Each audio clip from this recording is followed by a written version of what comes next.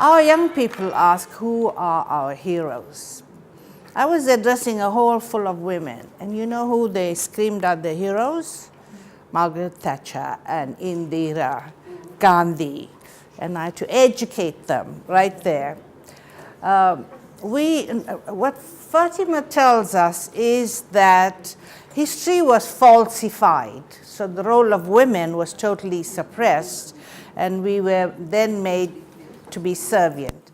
I met a film producer. He said he's making a movie on the true role of Mary Magdalene, because the Christians also distorted the position of women. And you know, after World War II, the West deliberately wanted the women back in the kitchen and to say the most important thing in life is to get a diamond ring, get a husband. So none of this is accidental. It's all been engineered. And Fatima saw right through that. And it's important that what she's written are read by everybody. Thank you for all of you who knew her well for sharing her. I met her once when we had this meeting in Casablanca, and I was really awed by this woman because she had so much energy, so much joy, which we need because we work on matters that are extremely depressing. Things seem to be going worse instead of better for women. And yet she remains so positive. Now, since I don't pay much attention to religion, and there was a lot of comments here on her position on religion, let me comment that I liked her position on equality of women and development. And those of us who find ourselves in powerful positions with the opportunity to do something will not be able to do that if we hadn't been educated by other women. So that's what I owe to Fatima, Deviki, and all of you, because I was a very rare situation. I was the only judge there who knew what it's like on the ground. For instance, in the International Criminal Court, there were 18 judges, 6 or 8 of them women. And I got in late because I had to finish my work in Arusha. And when I got there, I found 17 of the legal officers helping the judges were all from Europe. And I was told, pick your one from there. And the German judge said to me, I have a very good candidate for you as your legal officer. And I said, is he German? And he said, yes. And I said, don't you think we have too many Germans here already? So I was the only one who had an African woman. She's still the only non-white person in the ICC as the legal officers. It never occurred to the other women judges. And they said to me, we should have done what you had done. Now, that's because they're not in touch with the grassroots.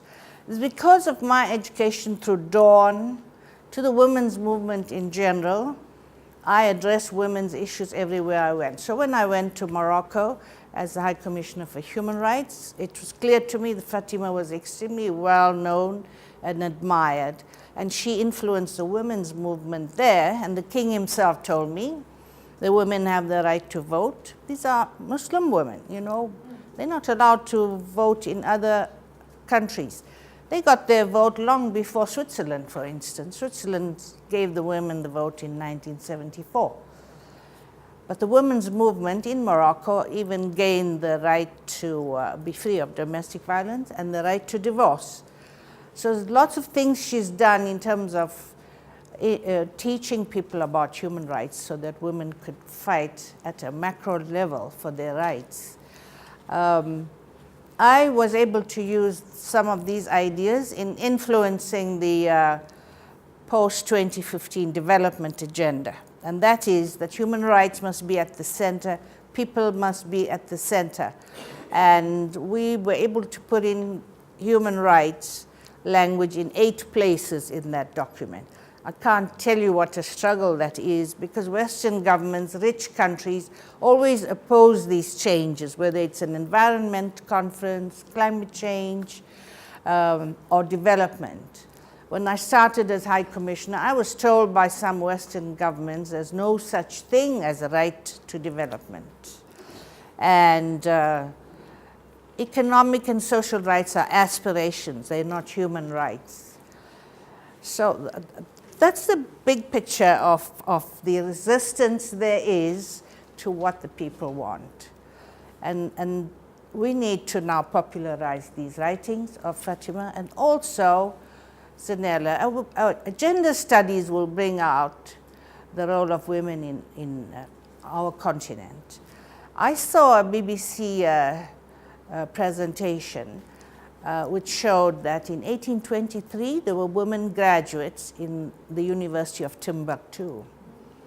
I mean, who are they? Their great-grandchildren must be living. So I said, when I went to Mali, I told them to research this.